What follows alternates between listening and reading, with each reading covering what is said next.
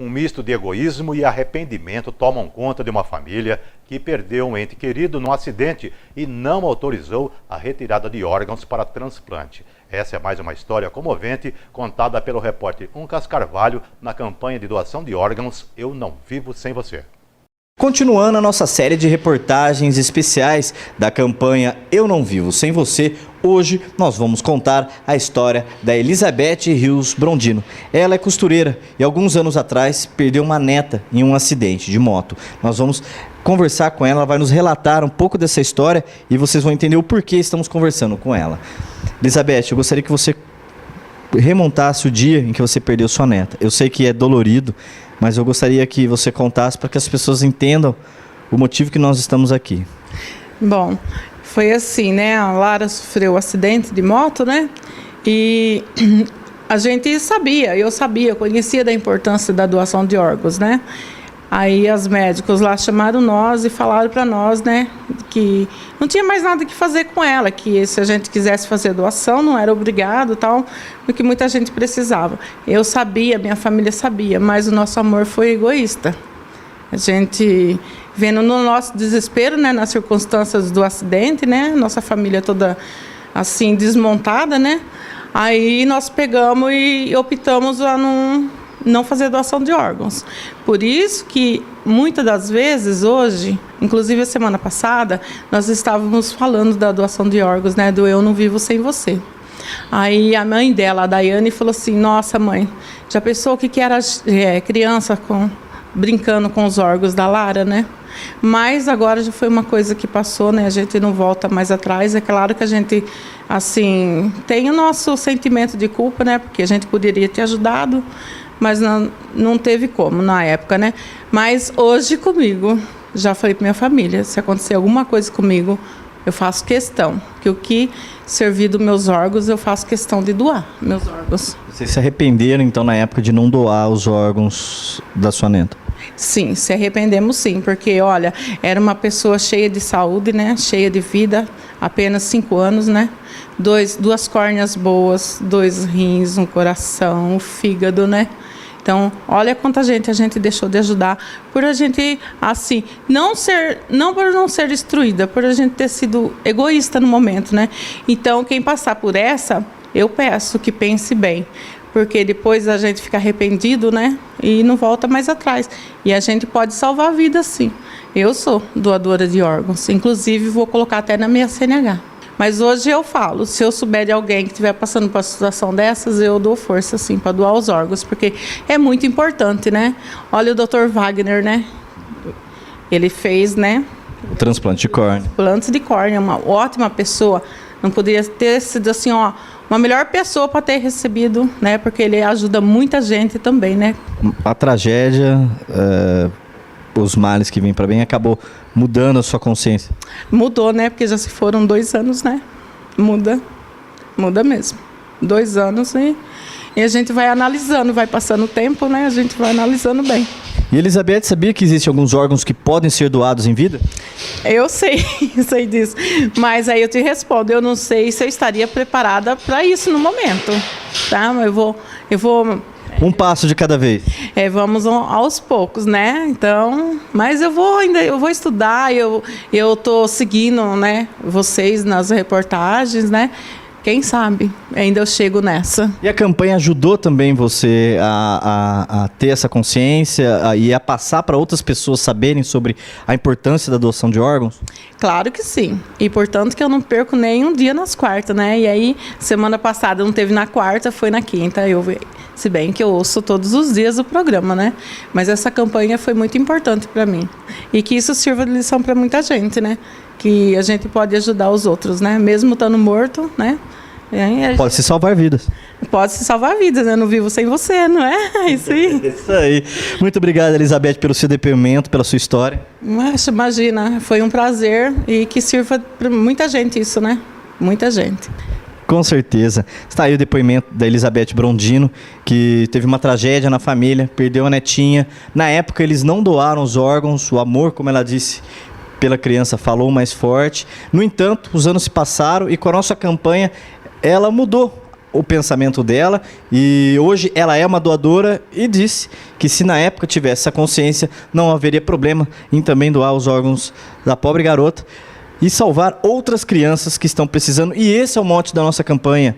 Nós não vivemos sem você e procuramos sensibilizar a sociedade com depoimentos como o da Elizabeth, do Wagner e de outras tantas pessoas que já participaram com a gente desta campanha. E nós continuamos aqui pedindo a você, matonense, a você, cidadão, que põe a mão na consciência e que você pode sim estar salvando uma vida. Voltamos aos estúdios. Para que a doação de órgãos seja possível, é necessária a comprovação da morte encefálica. Apesar de totalmente confiável, o diagnóstico da morte cerebral ainda gera muitas dúvidas. O tabu sobre o tema acaba prejudicando a doação de órgãos que poderiam salvar várias vidas. Na matéria especial de hoje da campanha Eu Não Vivo Sem Você, a nossa equipe de reportagem veio até a UTI do Hospital Carlos Fernando Malzone para falarmos sobre morte cerebral, que é a condição que deixa o paciente apto a ser um doador de órgãos. E quem vai falar com a gente é o responsável pela UTI, o Dr. Flávio Borsetti. Doutor, antes de mais nada, quais são as principais causas de morte cerebral hoje no Brasil?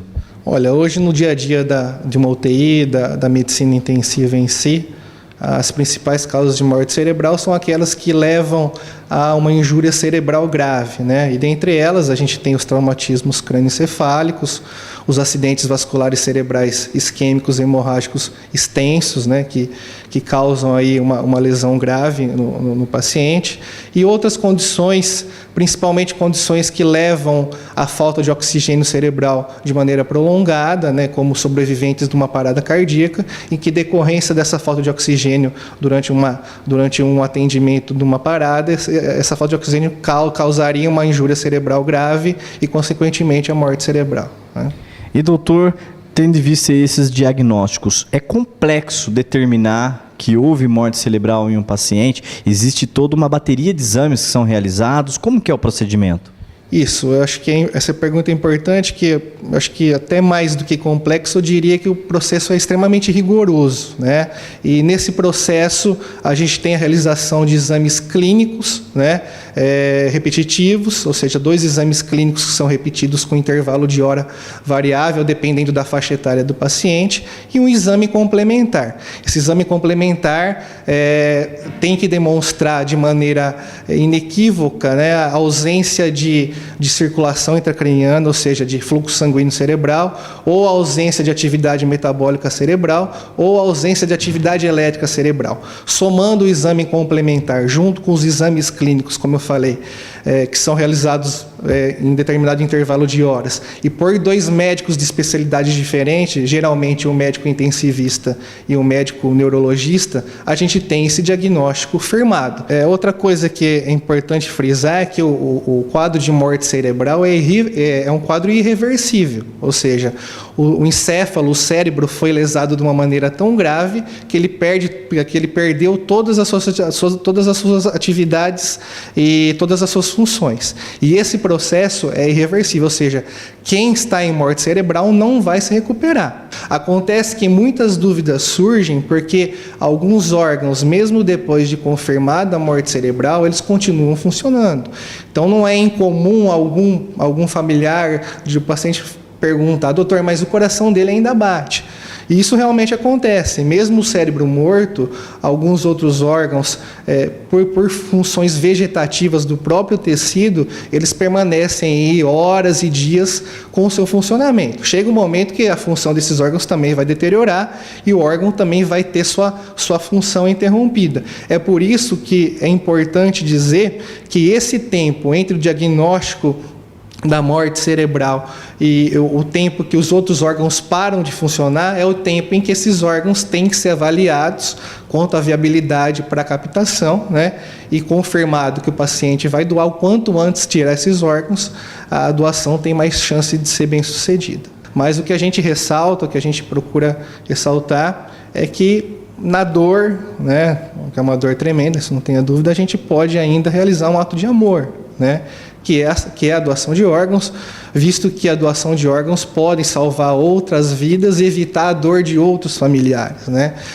Hoje a gente estima que um paciente que consiga doar todos os órgãos que podem ser captados, eles podem melhorar ou salvar a vida de mais ou menos 25 pessoas, né? Então, quer dizer, é um ato realmente de muito amor e que a gente procura trabalhar de uma maneira multidisciplinar, uma equipe a gente tem designada para conversar com os familiares nesse momento, para expor toda essa situação, né?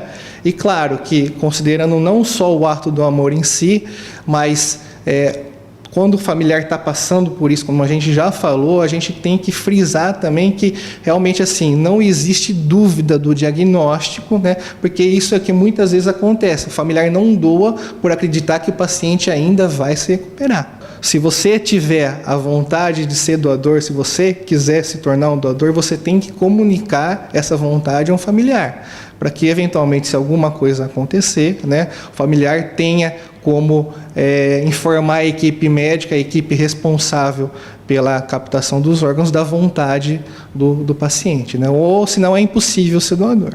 Então essa espera de órgãos de anos, às vezes, que alguns pacientes acabam ficando, ou mesmo pacientes que acabam falecendo na fila por não conseguir o órgão, quanto mais campanhas como essa que vocês estão fazendo, eu acho que tem um valor fundamental, é uma coisa admirável. Mais uma vez, parabéns a todos vocês. Nós que agradecemos a sua participação, Dr. Flávio Borsetti, responsável pela UTI do Hospital Carlos Fernando Manzoni. Muito obrigado. Tá? Fiquem com Deus. Tá aí as palavras do doutor. E vocês que estão nos acompanhando, estão acompanhando nas redes sociais a nossa campanha Eu Não Vivo Sem Você, sabe que doar órgãos é um ato de solidariedade, é um ato de amor. Doar órgãos é salvar vidas. Voltamos aos estúdios.